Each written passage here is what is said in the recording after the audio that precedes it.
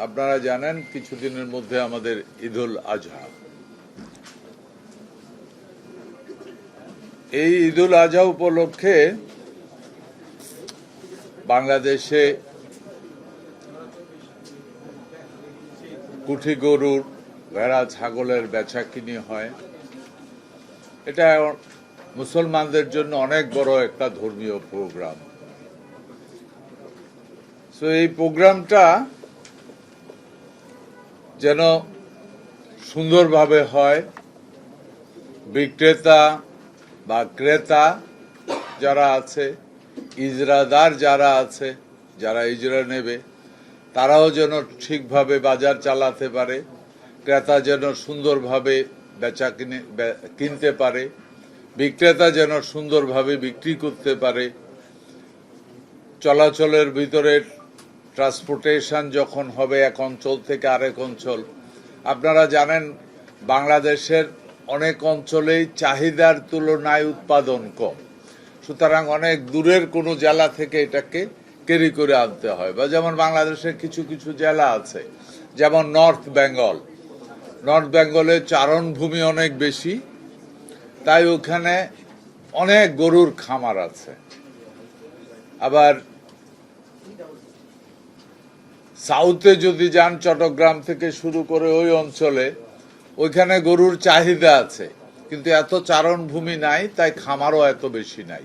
এটাকে আনতে হয়, ম্যাক্সিমাম গরু আসে তখন নর্থ বেঙ্গল থেকে, এবং ওইখানে প্রফেশনাল খামারি আছে যাদের পেশে এটা। এই যে গরু ক্যারি করা, এই ক্যারি করার প্রশ্নে এখানে কিন্তু আন্তর্জাতিক নিয়ম কানুন আছে। আমরাও আন্তর্জাতিক কমিউনিটিকেও, এই দেশ আন্তর্জাতিক কমিউনিটির সাথেই আমরা চলতে হচ্ছে, সুতরাং আন্তর্জাতিক আইন আমাদেরকেও মানতে হচ্ছে।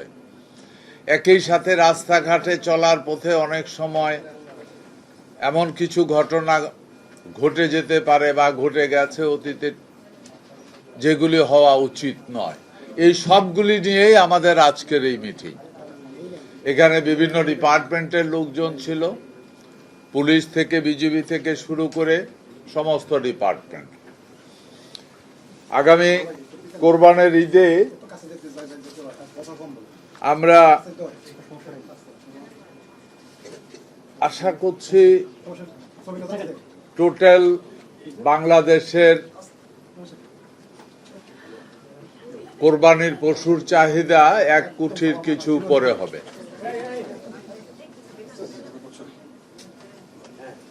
আশা করছি 1 কোটির বেশ কিছু উপরে হবে। আমাদের রিপোর্ট অনুযায়ী আমাদের কাছে এই মুহূর্তে, আমাদের খামারিদের কাছে গরু, ভেড়া এবং ছাগল সব মিলিয়ে আমাদের কোরবানির যে পরিমাণ, সেটা 1 কোটির উপরে আছে। আমরা আশা করি পশুর চাহিদা যা আছে ওই পরিমাণ আমাদের খামারিদের, আমাদের দেশেই এই মুহূর্তে উৎপাদন আছে।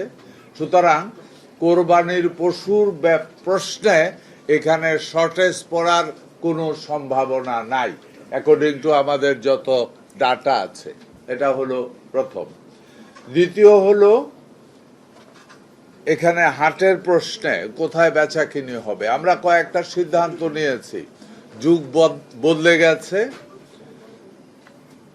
অনেক ইয়াং জেনারেশন নিজেরা খামার করে বাজারে নেয় না, অনলাইনে বিক্রি করে। এই প্র্যাকটিসটা ডে বাই ডে বেড়ে যাচ্ছে। বাইদে ভাই, আমি নিজেও গরুর খামারি, আমার নিজেরও খামার আছে। সো আমি আশা করি ভালো কিছু পয়সা পাবো, কিন্তু যত কিছু হোক আমার লাভ একটা হয়, সেটা হলো এই গরুগুলি, আমার দুধের খামার আছে, ওই খামার থেকে যে বাচ্চা, বকরা বাচ্চা হয়, ওইটাই লালন পালন করে আমি অন্তত আমার কোরবানগুলি প্লাস পরিচিত যারা আছে তারা কোরবানগুলি নেয়। আপনারা জানেন একটা জিনিস প্রচলিত আছে, সত্য মিথ্যা আমার জানা নাই, কিন্তু একটা জিনিস প্রচলিত আছে, মোটা তাজা করার জন্য এক ধরনের ইনজেকশন পুশ করা হয়। এ ব্যাপারে আমার অভিজ্ঞতা নাই, বাট বাস্তব সত্য হলো সম্ভবত এটা আছে, নাও যদি থাকে একটা প্রচলন আছে যে ভাইতে ইনজেকশন দিয়ে মোটা করছে। এই সমস্যাটা থেকে আমি কোনো রিস্কে থাকি না, কারণ আমার নিজের গরু নিজে জবাই করি। এই কারণে ফার্ম আমরা চাই অতীতে বাংলাদেশের চাহিদা সাথে সামঞ্জস্যতা রেখেই গরু, ছাগল এবং ভেড়া উৎপাদন করা হতো, বিশেষ করে কোরবানকে সামনে রেখে। কিন্তু দুর্ভাগ্যজনক হলো সত্য যেটা ছিল, অন্য অন্য দেশ থেকে কোরবানির সময় প্রচুর গরু এসে যেত, যার কারণে দেশীয় খামারিরা ক্ষতিগ্রস্ত হইতো, বিশেষ করে অর্থের দিক থেকে। গত বছর পর্যন্ত অনেকটা কন্ট্রোল, এই বছর আমরা আশা করি আরো অনেক কন্ট্রোল হয়ে যাবে। এর মধ্যে বিজেপির ব্রিগেডিয়ার সাহেবও এখানে আছেন, পুলিশও ছিল, ওনারাও বলেছে যে না, আমরা এমন পন্থা অবলম্বন করব যাতে করে অন্য দেশ থেকে গরু এসে আমাদের কৃষকের ক্ষতিগ্রস্ত না করতে পারে। বিশেষ করে একটা সিদ্ধান্ত আপনারা জেনে খুশি হবেন, বর্ডার সাইডে অনেক সময় কিছু বাজার বসে, একেবারে বর্ডারে। আমরা আজকে মোটামুটি একটা সিদ্ধান্ত নিয়েছি, ওই বর্ডার সাইডের ওই বাজারগুলি আগামী দিনে ডাক দেওয়া হবে না। সুতরাং ওই বর্ডারের বাজারগুলির কারণে অনেকে বলে যে অনেক বেশি গরু বেচা কিনি হয়, যেটা ওই মার্কেটের চাহিদা মতো নয়। আছেন আমরা সারা বাংলাদেশে গরুর বাজারের প্রশ্নে, গরু, ছাগল, মহিষ, ভেড়া, এই সর্বসাকুল্যে আমরা 3,600 প্লাস গরু ছাগলের হাট এখানে বসবে।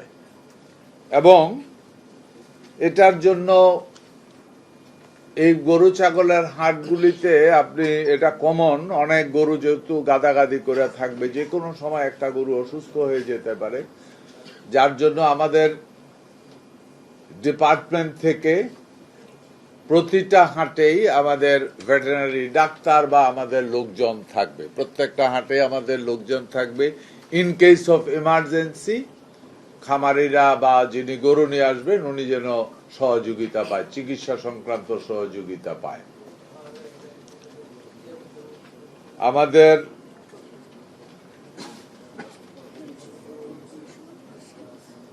কোথাও কোথাও যদি বাজার এমন হয় যে অনেক বড় বাজার হয়, তাইলে সেখানে একের অধিকও টিম হতে পারে। যেমন মনে করেন বিশেষ করে ঢাকা, চট্টগ্রামের হাটগুলি অনেক বড় বড় হাট, গাবতলির হাটের কথা বলেন, এক মাথা থেকে তো আরেক মাথা দেখা যায় না। তো এ ধরনের বড় বড় হাটগুলির প্রশ্নে কোথাও কোথাও হয়তো আমাদের দুইটা টিম থাকবে খামারিদেরকে বা গরু ব্যবসায়ীদেরকে সহযোগিতা করার জন্য। আইন শৃঙ্খলার দিক থেকে অতীতে যেমন ছিল, আমরা আশা করি এবারে আরো অনেক স্ট্রং থাকবে। এখানে প্রশাসন, পুলিশ প্রশাসনের লোক, ড্রেস এবং সিভিল বোথ ওয়ে ওইখানে থাকবে। যারা খামারে আসবে, যারা বিক্রি করার জন্য আসবে, তারা যেন অর্থনৈতিক মানে অর্থ লেনদেনের প্রশ্নে তারা যেন সিকিউর থাকে, এই ব্যাপারটা সরকারের পক্ষ থেকে যথেষ্ট কেয়ারফুল দৃষ্টি দেওয়া হচ্ছে।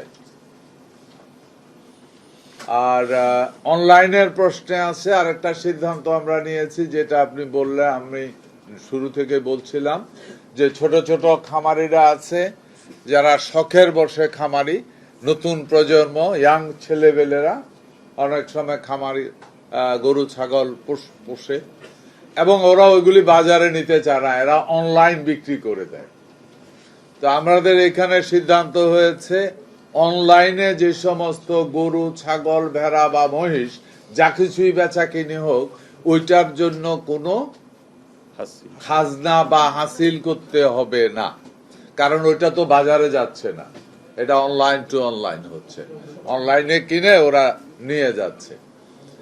আর অন্য দিক থেকে রাস্তার গাড়ি, বিভিন্ন অঞ্চল থেকে ট্রাকে গরু বহন করা হয়, ওখানেও প্রশাসনিক লোকজন যথেষ্ট সচেতন থাকবে যাতে করে কোনো অবস্থাতেই ব্যাপারীরা বা যারা গরু বহন করে তারা যেন কোনো হয়রানির মুখোমুখি না হয়। আমরা আশা করি, সর্বশেষ এইটুকু বলবো, আমরা আশা, আর কোরবানের চামড়ার প্রশ্ন যেটা আছে ওইটার ব্যাপারেও আপনারা জানেন এখানে প্রফেশনাল কসাই আছে, লক্ষ লক্ষ কসাই আছে প্রফেশনাল, যারা 12 মাসে গরু কাটে বা ইয়ে করে। ওরা সাধারণত কোরবানের ঈদে কমার্শিয়ালি চলে যায়, কারোর গরুটা কুটে দেয়, একটু বেশি টাকা পায়। সাইড বাই সাইড এত বেশি কোরবানি হয়, ওই কসাইদের, প্রফেশনাল কসাইদেরকে দিয়েও এটা কভার করা সম্ভব হয় না। এবং এটা মজার ব্যাপার, আপনিও জানেন, আপনারও এই অভিজ্ঞতা হয়তো আছে, কিছু লোক আছে তারা ফুল টাইম কসাই না, কিন্তু কোরবানির সময় কসাইগিরি করতে করতে মোটামুটি হাত পাকা হয়ে গেছে। ওই ধরনের আমরা বোধহয় কয়েক হাজার লোকের আমাদের পক্ষ থেকেও ট্রেনিং দেওয়া হয়েছে। এই কারণে আমরা ট্রেনিং দিছি যেন সে চামড়াটা নষ্ট না করে। সাধারণত এরা চামড়া নষ্ট করে না, একটা জিনিস করে, ওই চামড়ার সাথে কিছু মাংস আছে, ওই যেগুলি চামড়ার সাথে লাগে, ওই মাংসটা শুদ্ধ উঠায়, পরে বরং বলে যে স্যার মাংসটা পরিষ্কার করে দিয়ে ওইটা হে নিয়ে যায়। সে চামড়া কাটার কথা না আর কি, আমি যতটুকু দেখেছি।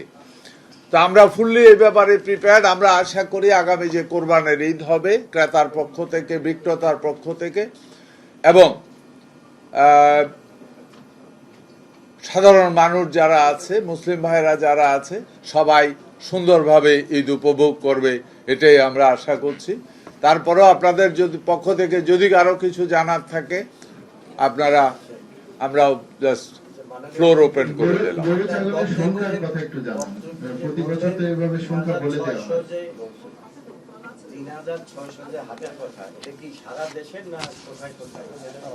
এটা সারা দেশে। জি, আপনি বলছিলেন গরু মোটা তাজা করার ইনজেকশন দেয়, আপনার ফার্ম হয়তো দেয় না, অনেকেই দেয়। আপনারা যে কাগজটা দিয়েছেন এখানে ওটা উল্লেখ আছে। সরকার আসলে যারা এই অসাধু চক্র যারা রয়েছে তাদের বিরুদ্ধে কি ব্যবস্থা নেবে, কোনো মনিটরিং টিম থাকবে কিনা সেটা একটু জানতে চাই। আর আপনি বলছিলেন বর্ডারে হাটের ব্যাপারটা যেটা হবে না, এটা কি এই কোরবানি, আসন্ন কোরবানি ঈদ পর্যন্ত হবে না নাকি পরবর্তীতেও হবে না? দুটো প্রশ্ন।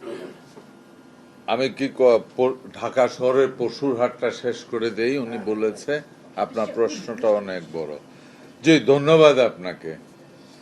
ঢাকা উত্তর সিটি কর্পোরেশনে 16টা এবং দক্ষিণ সিটি কর্পোরেশনে 11টি হাট, সর্বমোট 27টি হাট ইজরার জন্য রেডি করা হয়েছে। জি, মানে আমরা যেখানে এখানে হাট বসতে আমরা দেব না, নির্দিষ্ট জায়গায় হাট বসবে। আপনার প্রশ্নটা ছিল মোটা তাজাকরণের প্রশ্নে। ওয়েল, মোটা তাজাকরণের বাংলাদেশে এই ধরনের কোন রকম মোটা তাজাকরণের কোন ধরনের কোনো ইনজেকশন বা কোনো ভ্যাকসিন অফিসিয়ালি বাংলাদেশ গভর্নমেন্ট কোনো দিনই ইম্পোর্ট করেনি, এখনো করে না। যদি এটা আসে, এটা চোরাই পথে আসে, এবং চোরাই পথে বর্ডার ক্রস করে আসাও ভেরি ডিফিকাল্ট, কারণ আমাদের কাস্টম অনেক স্ট্রং, এটা হওয়ার কথা না। এবং আমি মনে প্রাণে বিশ্বাস করি এটার সংখ্যা যদিও হয়ে থাকে খুব বেশি না। আর আপনাদের অবগতির জন্য জানাচ্ছি, আমি একজন ফার্মার হিসাবে বলছি, আমি মন্ত্রীর পাশাপাশি আমি নিজে, আমার এই বছর আমার নিজেরও 40-50টা গরু হয়তো আমি বিক্রি করব আমার জবাইয়ের পরেও।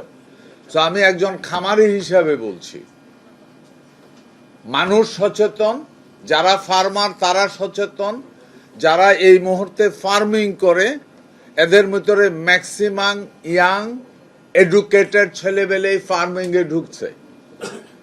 এরা এই সততার প্রশ্নে অনেক বেশি সচেতন, আমি আপনাদেরকে নির্দ্বিধায় বলতে পারি। আপনার পেপারে লেখা আছে জিরো টলারেন্স, তাহলে আপনারা কিভাবে আইডেন্টিফাই করবেন এবং জিরো টলারেন্স যে কখন দেখলে আপনারা আসলে জিরো টলারেন্স হবে তাদের বিরুদ্ধে ব্যবস্থা নেবেন? এখন আমরা জিরো টলারেন্স বলতে আমরা যা বুঝাচ্ছি তা হলো এই, যেমন বিজেপির ওনারা আছে, যদি কোথাও দিয়ে বর্ডার দিয়ে যদি এই ধরনের কোনো কিছু আমরা পাই বা ওনারা খুব স্ট্রিক্ট থাকে, যদি এটা পায় সাথে সাথে এটাকে নর্মালি বিজেপির বা এই ধরনের বর্ডার গার্ডের ক্যারেক্টার কি ওনারা নেয়, রাখে, পরে অকশন দিয়ে দেয়, কোনো মাল ধ্বংস করে না। এই একটা মাত্র পণ্য পাওয়ার সাথে সাথে এটাকে ধ্বংস করা হয়, এটাকে অকশনে দেওয়া হয় না। মাননীয় মন্ত্রী, জি। এবারে চাহিদা কত আর আপনাদের প্রস্তুত আছে কত? আমি বলেছি আরেকটা কথা হলো যে বর্ডারটাকে আপনারা কিভাবে কন্ট্রোল করবেন? বর্ডারতে অনেক সময় গরু আসে, যদি গরু আসে তাহলে কিন্তু বাংলাদেশের গরুর দাম কমে যাবে। আমাদের কৃষি যারা গরু মোটা তাজা করে খামারি, তারা কিন্তু আমরা তাদের কিন্তু লস হবে। জি, থ্যাংক ইউ আপনাকে। আমি আগেই শুরু থেকে বলছি, আপনি যেভাবে বলতেছেন আমি আপনাকে জড়াইয়া ধরতে ইচ্ছা করতেছে। কেন জানেন, আমিও তো খামারি, যে আপনি আমার লসের ব্যাপারটা বলতেছেন। আরো আছে, তার মানে আমরা তো যাতে যাতে তো খালতো ভাই সবাই, রাইট? আমি যখন খামারি, বাকি আরেকটা খামারিও একই। আমি আপনারে বলি, বর্ডার দিয়ে অতীতে যে পরিমাণে আসতো, আমার ধারণা গত বছর তার 1/4 আসে নাই, অথবা 1/10 আসছে। এই বছরে গিয়ে আরো, তবে একটা এই কারণে আমি বলছি আগামী দিনে জিরো হবে। আপনারা জানেন আমি এগ্রিকালচার এবং পশু দুইটা নিয়েই কাজ করছি। বাংলাদেশে এই মুহূর্তে যেই পরিমাণ আমাদের ঘাস উৎপাদন হচ্ছে, নতুন নতুন জাতের ঘাস আসতেছে, আমরা ইভেন স্যালাইন ওয়াটার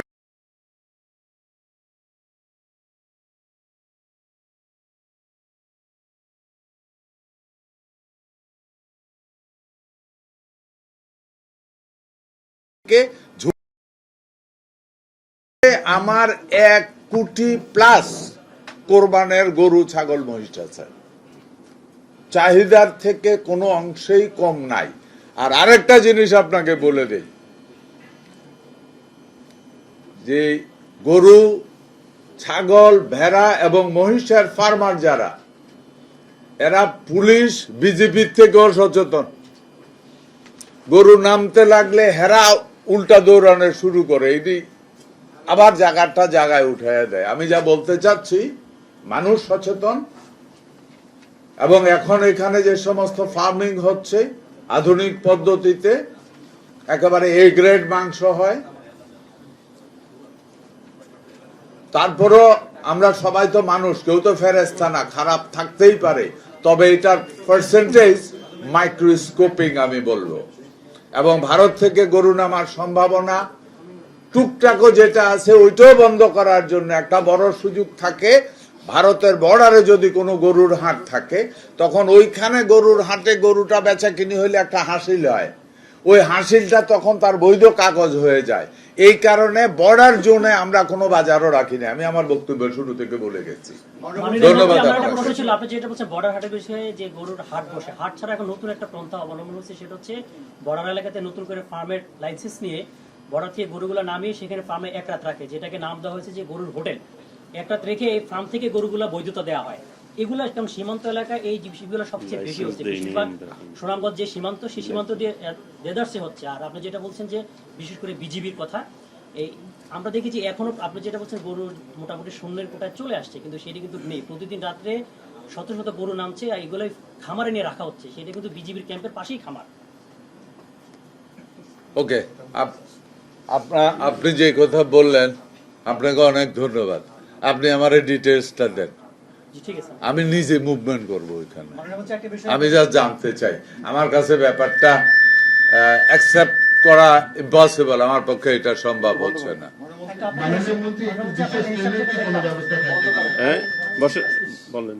আপনাদের হিসাব যেটা দেখলাম, বলেন। এবার দেখলাম যে গত বছরে যে হিসাব ছিল তার চেয়ে 1,14,000 পশু উৎপাদন কমেছে। গতবার 1,24,000 ছিল। না, আমি আপনাকে 1 কোটি প্লাস বলছি, আমি রাউন্ড ফিগার বলি না। হিসাবটা দিচ্ছি আমি। জি, এবারে সেই হিসাবে আমরা 1 লাখের বেশি, সেম তো সেম। গত বছর 33 লাখ পশু অবিক্রিত থেকেছিল কুরবানির পরেও। সেই পশুটা এবার বাজারে আসবে, সেই হিসেবে দাম, উৎপাদন দাম কেমন হতে পারে বলে, বাজার কেমন হতে পারে বলে আপনার ধারণা করছেন? যেহেতু আগে থেকে প্রেডিকশন করা কঠিন, খামারের দিকে দেখতে হবে, আবার মানুষ কোরবানিটা দিবে তাদের থেকে দেখতে হবে বিষয়টা। অ্যাকচুয়ালি কোরবানিটা অনেক সময় ডিপেন্ড করে অনেক কিছুর উপরে। গত বছরের ওই সময় যে মানুষের ফাইন্যান্সিয়াল অবস্থা কেমন ছিল এটার উপরে নির্ভর করবে। হ্যাঁ, আবার অনেক সময় দেখা যায় যে ওই ভালো স্লটার পাওয়া যায় না, তখন বললে যে ভাই কোরবানি তো দিতে হইব, 5 জনে মিলে একটা দিয়ে ফেলে, এরকম ঘটনা হয়। কোরবানিটা ঠিক ওই রকম না। মানুষের গত বছরের গরু এখন পর্যন্ত খুব একটা থাকার কথা না। আমারও এরকম ঘটনা একটা হয়েছে, অনেক বড় গরু বিক্রি করতে পারি নাই, পরে আমি বাট্টা লাগাই দিছি, সুতরাং প্রবলেম হয় না। সাপ্লিমেন্ট হচ্ছে যে আপনি নিজের জুতার কারখানা আছে, প্রতি বছর দেখি জুতার দাম কমে না বাড়ে, কিন্তু কোরবানির পশুর চামড়ার যে দাম একেবারে পানিতে ফেলে দেওয়ার মতো একটা দাম। আপনি নিজেও ইনভলভ আছেন ব্যবসার সাথে, এই জায়গাটা আপনি কাজ করছেন কিনা? আপনি অনেক দূর পর্যন্ত চলে গেছেন। আপনাকে একটা জিনিস আমি বলে দিই, জুতা আর চামড়া এটা টোটালি ভিন্ন জগৎ। মানুষ মনে করে জিনিসটা এক না, একেবারে টোটালি ভিন্ন জগৎ। জুতার জগৎ একটা, চামড়ার জগৎ আর একটা। এটা অনেক বড় ব্যাপার। আপনি যদি এই সেক্টর সম্পর্কে জানতে চান, আইসেন, আমার অভিজ্ঞতা প্রায় 40 বছরের, আপনাকে 4 ঘন্টা লাগবে আমাকে আইসেন। বরাবরই একটি বিষয় চলে আসে, সেটা জি। হচ্ছে বর্জ্য ব্যবস্থাপনার প্রসঙ্গ।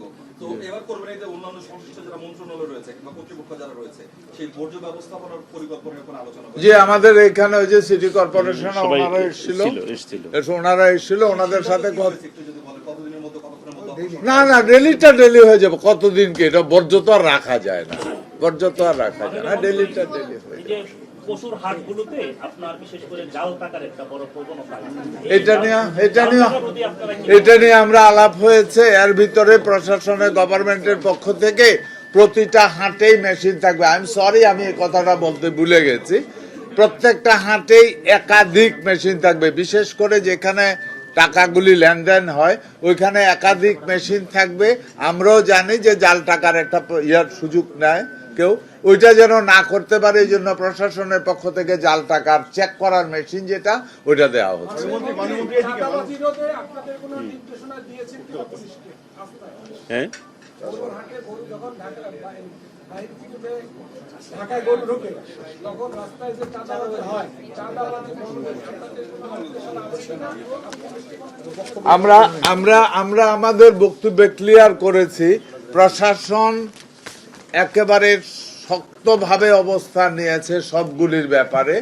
আমরা আশা করি, আপনারা জানেন গভর্নমেন্ট গত 2 দিন আগে থেকে নতুন করে আবার বিভিন্ন ধরনের প্রোগ্রাম শুরু করেছে, গতকালকে থেকে না গত পরশু থেকে, যে চাঁদাবাজি, রাহাজানি, এই ধরনের ধান্দামির ভিতরে যারা আছে এদের ভিতরে একটা অভিযান গত পরশু থেকে শুরু হয়েছে। গত পরশু না, ওকে, 1 তারিখ থেকে শুরু হয়েছে। এই সরকারের প্রথম টার্গেট এদেশের সাধারণ মানুষের অর্থনীতিকে শক্তিশালী করা। প্রথম টার্গেট এদেশকে চাঁদাবাজ মুক্ত করা, ড্রাগ মুক্ত করা। যতক্ষণ পর্যন্ত এটা মুক্ত না করতে পারবে অতক্ষণ পর্যন্ত মানুষের স্বস্তি দিতে পারবে না, মানুষকে সুন্দর জীবন দিতে পারবে না। এটাই সরকারের প্রথম এবং প্রধান। আমি 1, 2 বলি নাই, ক খ। ধন্যবাদ আপনাদেরকে, ধন্যবাদ। শেষ করেন। খাদ্য সংকট নিয়ে এবার হচ্ছে একটা সতর্ক বার্তা দিয়েছেন। তো সেই জায়গা থেকে আমরা দেখছি হাওর অঞ্চলে এবার 45,000 হেক্টর জমি ধান নষ্ট হয়েছে এবং এই হিসেব করলে 5 লাখ মেট্রিক টন ধানের ঘাটতি তৈরি হবে, চালের ঘাটতি তৈরি হবে। তো সেই জায়গা থেকে পিএমটির যে ব্যবস্থা নেওয়ার দরকার ছিল, প্রধানমন্ত্রী বলছে 3 মাস দেখবে, সেই জায়গা থেকে ব্যবস্থাটা নেওয়া গেল না কেন? আর এই ঘাটতি মোকাবেলা আসলে আপনারা কি ধরনের? ওকে, আপনি অন্যদিকে গেছেন। লাকিলি আমি যেহেতু ওই মিনিস্ট্রিতেও আছি, ওইটার এই জন্য আপনাকে আমি জবাবটা দিতে পারছি। নাম্বার 1, যেটা বাংলাদেশের বেশ কিছু জেলা আছে হাওর অধ্যুষিত, এবং ইন্টারেস্টিং ব্যাপার হলো হাওরগুলি কিন্তু আমাদের ধান উৎপাদনের জন্য অনেক গুরুত্বপূর্ণ জায়গা, প্রচুর ধান হয় এগুলিতে। এবং এই হাওরগুলি যখন ডুবে যায়, এটা কেউ ডুবায় না, প্রাকৃতিক ভাবে আসে, সৃষ্টিকর্তার সাথে তো কারো কিছু করার থাকে না। তারপরেও আমরা এই বছরেই আমরা যে সমস্ত বেরিবানগুলি দিলে বাঁধের ভিতরে জমিগুলিকে সেভ করা যাবে, ওই ধরনের বেড়িবাঁধগুলির ব্যাপারে আমাদের এগ্রিকালচার মিনিস্ট্রি আমরা কাজ করছি সিরিয়াসলি। আপনি যেটা বললেন কত হাজার হেক্টর জমির ফসল ডুবে গেছে, অ্যাকচুয়ালি আমি প্রত্যেক দিন আজ থেকে 15 দিন আগে থেকে অলমোস্ট এভরি ডে আমি ওই অঞ্চলের ডিসি এবং আমার জেলা কৃষি অফিসার এদের সাথে এভরি ডে আমি আপডেট নিতাম যে আমার ধানের কি অবস্থা, কতটুকু কাটা হয়েছে। কেউ বললে যে স্যার আমার এই জোনের ভিতরে ধান 80% কাটা হয়ে গেছে, ঠিক আছে, আপনার মেশিন ম্যান পাওয়ার এমনও হয়েছে আমরা ট্রাক ভাড়া করে ম্যান পাওয়ার দিয়ে অন্য এলাকা, যে এলাকায় লেবার পাওয়া যাচ্ছে না ওইখানে আমরা পাঠিয়ে দিয়েছি, মেশিন আমরা পাঠিয়ে দিয়েছি। আসলে কিছু জমি নষ্ট হয়েছে, আলহামদুলিল্লাহ অনেক বড় পরিমাণ না, এটুকু আপনাকে আমি এশিওর করছি।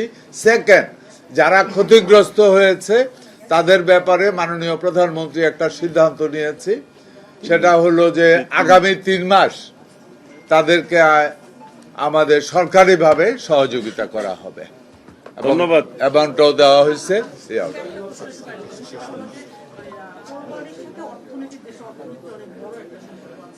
গত বছর যা কোরবানি হয়েছে এবছর সেটাতে কতটা বেশি পশু কোরবানি দিচ্ছেন, কত বেশি হার হচ্ছে, নাম্বার 1। সেই ক্ষেত্রে আমরা জানি যে বাজার পশুর বাজারগুলো রাজনৈতিক ব্যক্তিদের হাতে চলে যাওয়ার একটা রাজনৈতিক। আর দ্বিতীয় প্রশ্ন, আপনার খামার থেকে যে পশু বিক্রি হবে সেটা আপনি সাধারণ মানুষের থেকে কম দামে দিবেন কেন? না না না না, আমি কম দামে দেবো কেন? আমার লাভ তো লাগবে, এটা তো আমার ব্যবসা, এটা আমার ব্যবসা। আমি কম দামে দেবো এটা ঠিক না, ন্যায্য দাম যেটা আছে আমার প্রফিট লাগবে, ওই প্রফিট নিয়ে আমি দেবো, ঠিক আছে। তবে হ্যাঁ, এই খামারের ম্যাক্সিমাম আমাদের নিজস্ব লোকেরা নিয়ে যায়, সেফটাই। আর সেকেন্ড, আপনি কি বলতেছিলেন? অর্থনীতির প্রশ্ন।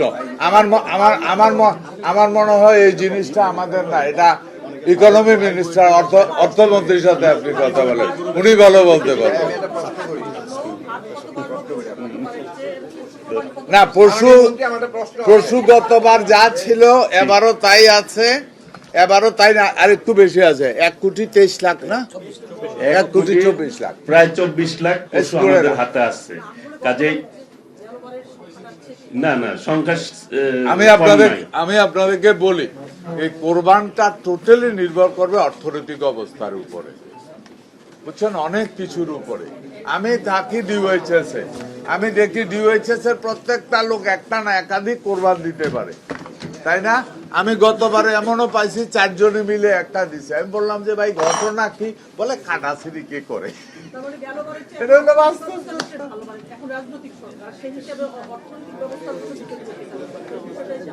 আমরা তো আশা করি তো অবশ্যই অর্থনৈতিক অবস্থা ভালো।